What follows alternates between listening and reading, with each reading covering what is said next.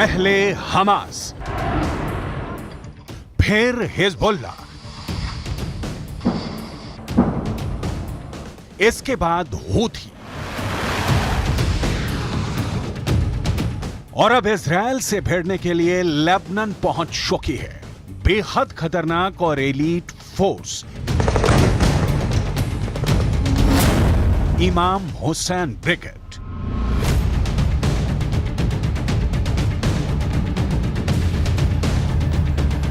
Israel के सैनिक 24 घंटे हर सेकंड आंखों में तेल डालकर इजराइल और लेबनान की बॉर्डर की सुरक्षा कर रहे हैं और ऐसे वक्त में इजराइल को एक बड़ी खबर मिली है। यह खबर नेतन्याहू के लिए मुसीबत पैदा करने वाली है। इमाम हुसैन ब्रिगेड को सीरिया से लेबनान में शिफ्ट किया जा चुका है और लेबनान के अंदर इस वक्त इमाम हुसैन ब्रिगेड को मौजूद बताया जा रहा है।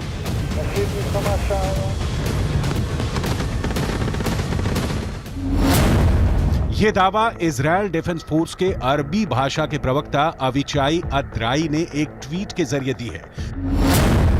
ट्वीट में लिखा गया है कि हाल के हफ्तों में इजराइल के खिलाफ हिजबुल्लाह के बुरी तरह से फेल होने के बाद अब इमाम हुसैन ब्रिगेड सीरिया से लेबनान आ गई है और इसका लीडर जुल्फिकार है।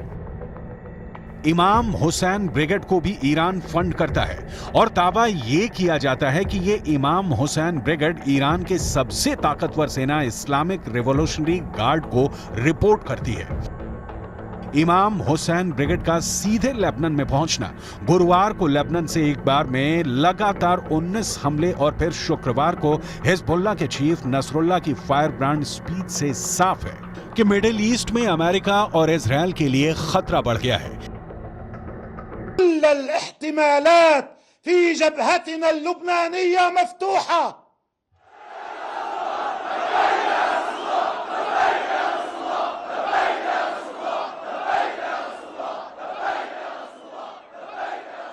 وأن كل الخيارات مطروحة ويمكن أن نذهب إليها في أي وقت من الأوقات.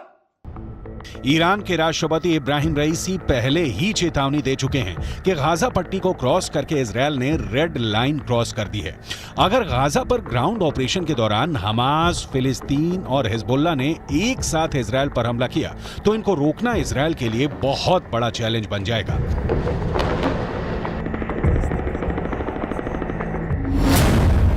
गाजा में हमास के लड़ाकों की तादाद 40 से 50 हजार के करीब है।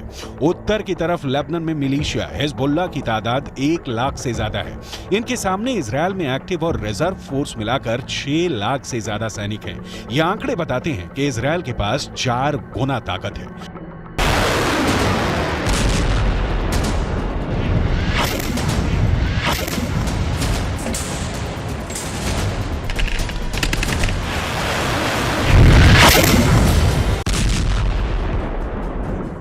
लेकिन हिजबुल्लाह के चीफ नसरुल्लाह से फिर भी अमेरिका घबराता है क्योंकि नसरुल्लाह के पास अपने ओजस्वी भाषणों के जरिए बड़ा संगठन खड़ा करने की और सैनिकों में जोश भरने की अद्भुत क्षमता है।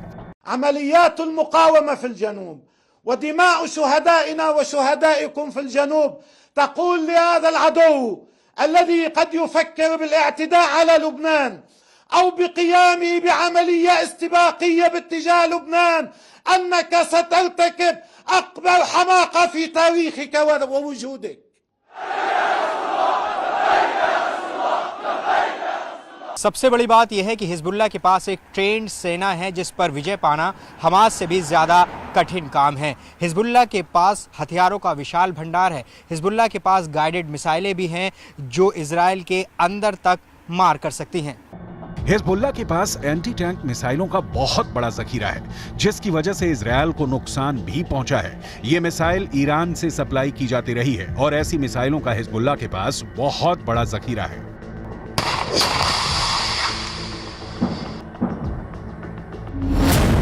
हिजबुल्लाह ने 3 तरह की एंटी टैंक गाइडेड मिसाइल इस्तेमाल की। ये है कॉर्नेट, इसकी रेंज 5 किलोमीटर तक है। ये रूस की मिसाइल है, लेकिन अब ईरान इसका देसी वर्जन दहलाविया तैयार कर चुका है और ऐसी बहुत सी मिसाइल अब हिजबुल्लाह के पास हैं। दूसरी है BGM-71 TOW anti tank guided missile. Range है 3.5 किलोमीटर। यह अमेरिका में बनी मिसाइल है, लेकिन अब इसकी नकल ईरान तैयार कर रहा है और उसने हिजबुल्लाह को सप्लाई की है। तीसरी है 85 कॉनकोर्स, रेंज 4 किलोमीटर। यह भी रूस ने बनाई है और अब ईरान में ये दोसान नाम से तैयार की जाती है। तीनों मिसाइल बहुत ही घातक है। 7 अक्टूबर के बाद हिजबुल्लाह सीधे जंग में नहीं कूदा था। इजरायल की तरफ से हिजबुल्लाह को चेतावनी लगातार दी जा रही थी, लेकिन नॉर्दर्न बॉर्डर पर जंग की शुरुआत इजरायल डिफेंस फोर्स की तरफ से की गई, क्योंकि छुटपुट शुरुआती गोलीबारी के बीच सबसे बड़ा और ताबड़तोड़ हमला इजरायल की तरफ से ही किया गया था। हिजबुल्लाह के लड़ाकों की मौत जब शुरू हुई, उस वक्त भी हिजबुल्लाह पसुपेश में था, क्योंकि तब तक भी उसे नसरुल्लाह की तरफ से कोई साफ आदेश नहीं मिला था। लेकिन जब गाजा के अंदर बैप्टिस्ट अस्पताल पर हमला हुआ और बड़ी संख्या में अस्पताल के अंदर लोगों की मौत हो गई, तब हिजबुल्लाह ने लड़ाई छेड़ दी। हालांकि ये फुल स्केल वॉर अभी भी नहीं है।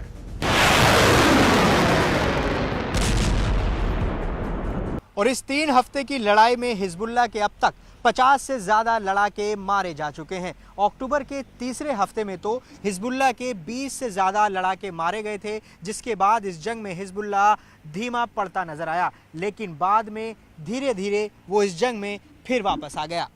ईरान कभी अपनी जमीन पर युद्ध नहीं लड़ेगा, क्योंकि उसके रणनीतिकार बहुत होशियार हैं। ईरान की सरकार यमन, इराक और सीरिया को जमीन का इस्तेमाल करके अमेरिका और इजरायल के ठिकानों पर हमला कर रही है। इन देशों में अपनी जड़ें जमाने के लिए ईरान ने बरसों की मेहनत की है और अब वो उसका फायदा उठाना चाहते हैं। लेबनान एक ऐसा ही देश है जो जंग की चपेट में धीरे धीरे आता जा रहा है। लेबनान के अखबार नहार नेट ने यह रिपोर्ट किया है कि इजरायल ने ब्लीडा इलाके के पूर्वी बाहरी इलाके में फास्फोरस बम से हमला किया है, जिसकी वजह से वहां मौजूद आसपास के जंगलों में भारी आग लग गई थी।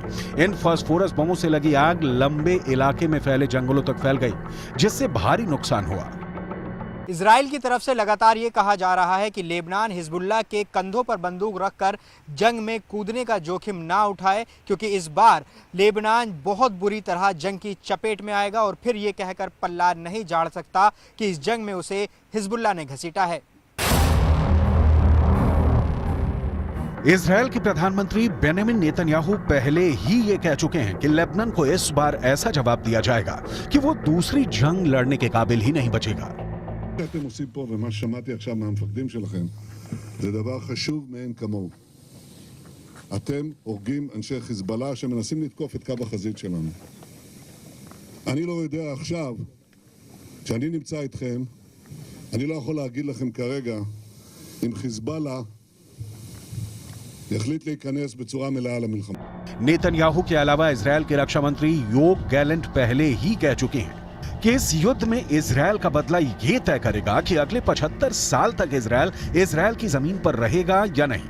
अभी तक हिजबुल्लाह के 50 से ज्यादा लड़ाकों के मारे जाने की खबरें आ चुकी हैं, लेकिन इसके बावजूद भी इजरायल के रक्षा मंत्री ने बयान ये दिया है कि अभी वो युद्ध को विस्तार नहीं देना चाहते।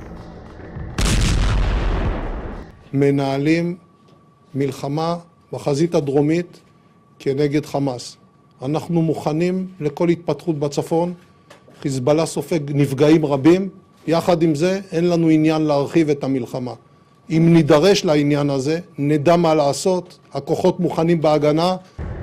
नोट करने वाली बात यह है कि जब इजरायल नॉर्दर्न बॉर्डर पर युद्ध का विस्तार नहीं चाहता है, तब 45 से ज्यादा हिजबुल्लाह लड़ाके मारे जा चुके हैं। तो सवाल यह उठता है कि अगर इजरायल युद्ध का विस्तार कर देगा तो फिर हिजबुल्लाह की हालत क्या होगी।